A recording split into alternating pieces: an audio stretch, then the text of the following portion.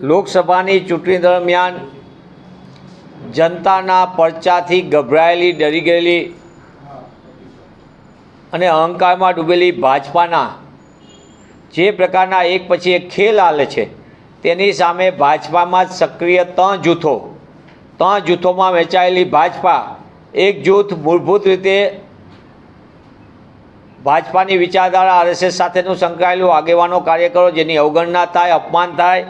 બીજું જૂથ ભાજપાની સરકાર સાથે, સત્તા સાથેનું લાભાર્થી જૂથ, કોન્ટ્રાક્ટ, ટેન્ડરો અને અન્ય પ્રકારના લાભાર્થીનું જૂથ જે સત્તાલક્ષી જૂથ. અને ત્રીજું જૂથ છે એ પક્ષપલટુઓનું જૂથ જે સત્તા સાથે, મહત્વાકાંક્ષાથી ખરીદાઈને વહેંચાઈને પાર્ટીના લાભાર્થી બનવા માટે નીકળેલું જૂથ જે અત્યારે સીધું જ આવીને સત્તાની ખુશ હોય. આ ત્રણ જૂથ વચ્ચે ચાલતી ખેંચતાણના કારણે જે રીતના એક પછી એક ઘટનાક્રમ સામે આવે છે. ગઈકાલે રાજકોટની અંદર ભાજપાના નારાજ નેતાઓ અને પોતાનું મિશન પાર પાડવા માટે ખોડલધામ અને કોંગ્રેસને બદનામ કરવાનો હીન પ્રયાસ કર્યો છે. આ એફઆઈઆર કોઈ એક પત્રિકાના નામે ખોડલધામના યુવા આગેવાનો અને કોંગ્રેસ ઉપર દોષારોપણ કરનાર હકીકતમાં મૂળ ભાજપના ભડકેલા પેજ પ્રમુખો, નામઠામ વગરની પત્રિકાઓ વહેંચાવી અને ખોડલધામના યુવા સમિતિના કાર્યકરોને ફસાવવાનું કોણ કરી રહ્યું છે આ ષડયંત્ર? મારો આપના માધ્યમથી સીધો પ્રશ્ન છે કે નારાજ જૂથે પોતાના મનસૂબા પાર પાડવા માટે રચેલા ષડયંત્રમાં એના ખેલાડીઓ કોણ છે જે ખોડલધામના યુવા સમિતિના સભ્યોને એને ફસાવાનું કામ કરે છે, કોંગ્રેસની ઉપર દોષારોપણ કરે છે. તંદુરસ્ત ચૂંટણીમાં અવરોધ પેદા કરવા પોલીસ તંત્રનો દુરુપયોગ થઈ રહ્યો છે. પત્રિકા, પોસ્ટર, સીડીના નિષ્ણાતો પકડાઈ જાય અને ભાજપાના અંદરના કારનામા ખુલ્લા ન પડી જાય તેના માટે તેઓ ગમે તેને પકડીને કોંગ્રેસ ઉપર દોષારોપણ કરવા માટે ભાજપાના ઇશારે પોલીસ તંત્ર પણ કામગીરી કરી રહી છે. પોલીસ તંત્રની શંકાસ્પદ કામગીરી ભાજપાના લાભાર્થી થવા માટે, એટલે કે સારું પોસ્ટિંગ મેળવવા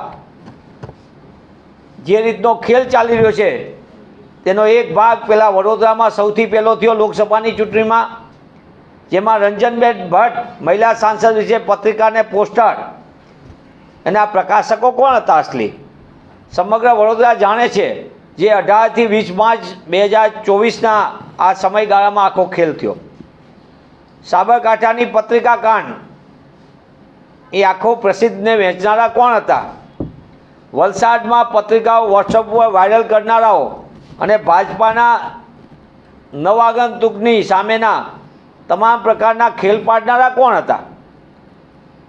સુરેન્દ્રનગરની અંદર ભાજપાના ઉમેદવાર માટે એની પત્રિકા વોટ્સઅપમાં વાયરલ કરનારા કોણ હતા?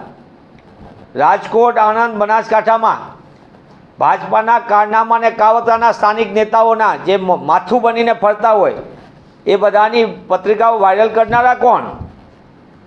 અને જ્યારે કારનામા અને કાવતરા ખુલ્લા પડી જાય ત્યારે ભાજપા લાજવાને બદલે ગાજવાનું કામ કરે છે. મારી આપના માધ્યમથી સીધી માગણી છે કે જો ભાજપામાં હિંમત હોય અને ભાજપાને એમ લાગતું હોય તો પોલીસ તંત્રને આગળ કરવાને બદલે વડોદરાની, સાબરકાંઠાની, વલસાડની, આણંદની, સુરેન્દ્રનગરની સહિતની પત્રિકા, પોસ્ટરના અસલી કાવતરાખોર અને અસલી પ્રસિદ્ધ કરતાઓના નામ જાહેર કરે. પોલીસે બધા ગોતી લીધા એટલે વડોદરાની તપાસ બંધ કરી દીધી, સાબરકાંઠાની અંદરની પણ તપાસ બંધ કરી દીધી, વલસાડની પણ બંધ કરી દીધી. સુરેન્દ્રનગરનો વોટ્સઅપ મેસેજમાં વાયરલ કરીને જે પ્રકારના એક પછી એક ચહેરાઓ ખુલ્લા પડ્યા એ પણ બંધ કરી દીધું. ત્યારે રાજકોટની ઘટનામાં કોંગ્રેસ પક્ષના લોકપ્રિય ઉમેદવાર શ્રી પરેશભાઈ ધાનાણીને મળી રહેલું જનસમર્થન, જન આશીર્વાદ, તમામ જ્ઞાતિ જાતિને સ્થાનિક નાગરિકોના અપાર આશીર્વાદથી જે રીતે આગળ વધી રહ્યા છે